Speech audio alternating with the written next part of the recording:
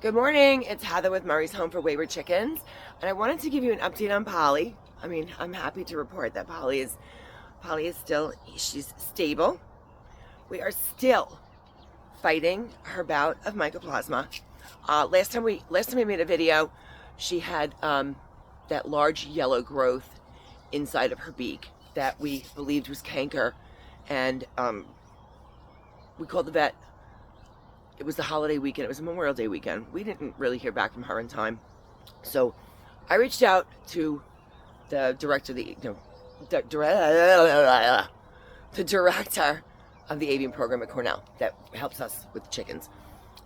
And what she said was, I sent her pictures, sent her an email with Polly's history as a refresher, told her about the mycoplasma, how we've been treating it with the LA200, the Thailand, going back and forth. And sent her pictures, and she got back to me and she said that it might not just be canker, and she listed a few other things that it may be, and she said that we needed a wet mount sample, and I didn't even know what that meant. Neither did the receptionist at the vet's office. Finally, it's like, it's been 35 years since I've been in earth science. Wet mount was we take a sample and put it on the glass with a slide and look at it under the microscope, I guess. So TJ actually went to Hobby Lobby and got the microscope slides. I don't know how he came up with that, but that was brilliant. Took them to the vet's office, and the vet did the swab and looked at it and determined that it was canker. It is canker. And at first, the vet emailed back saying she thought it was cancer. I mean, it was a rough week or two with tons of conflicting information, not just conflicting information, but different medical opinions on what it could be and what it could be caused from. Now, we had switched to the LA200 from the Thailand because we didn't want to keep using the same medication over and over, especially with the antibiotics, because not only do they build a tolerance to it, it does cause side effects in prolonged use, especially in chickens. But Dr. Jang mentioned from Cornell and said she really does like Thailand for the mycoplasma, and the LA200 wasn't actually doing anything to help her. It was keeping her the same, but it's just not letting it get worse. So we did put her back on Thailand. She is doing better. Then we got her, I forgot the name of it. I said it in the last video. I apologize. It was an over-the-counter medication for this. Let me see if I can go find it. Hold on.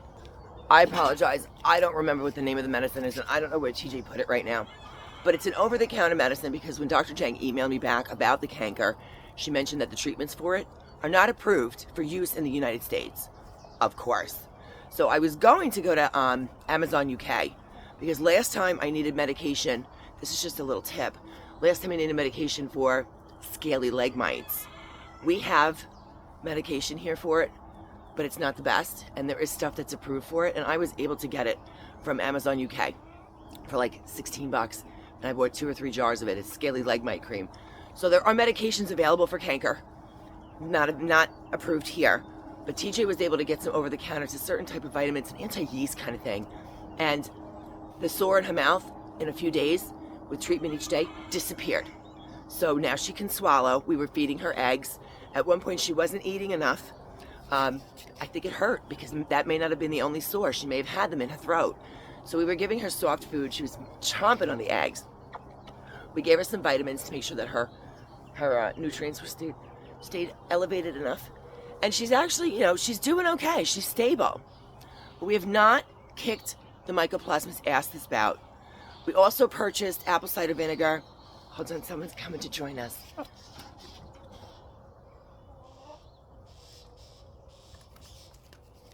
Good morning. Are you coming outside? Come here, let me put Polly down. Ugh. I know you don't like that big step. You don't like that big step. Oh, there's my baby. Look. Taylor's been following me, so she saw me pick Polly up. I opened the baby gate. She came out of her room, and she's been following me down the hallway. So I want to show Polly to you so that you can see. See how much better her breathing is? She's not gaping. She's still a little phlegmy. It seems to be worse at night. The teacher's like, oh, it's getting worse. I said, I think it's because it's nighttime. You ever notice when you're sick Sometimes like you might be okay all day long, and then you get into bed at the end of the night, and suddenly you're coughing, you can't breathe, you lay down. Well, chickens don't lay down, but she does seem to get worse at night. But she is still good. We bought apple cider vinegar with mother. If it doesn't have mother, it's not supposed to, I don't know what that is, it's not supposed to have the same effect. So it's a homeopathic, it's not really a remedy. It can be for the canker to help with the sores, but the apple cider vinegar, 1 tablespoon in their water once a month, is supposed to be a great preventative. But in this case, the homeopathic stuff I don't like for curing because it doesn't normally. It's more of a preventative. And so we're going to start using that, and it does help with those sores. So in that case, it can help treat it. Say hi, Taylor. That's my girl. I got to get to work. I'm sorry I have not given you an update sooner, but thank you very much to everyone who made a comment on Polly. She's hanging in there, and I'm going to make another video soon. I've got to show you the baby chicks.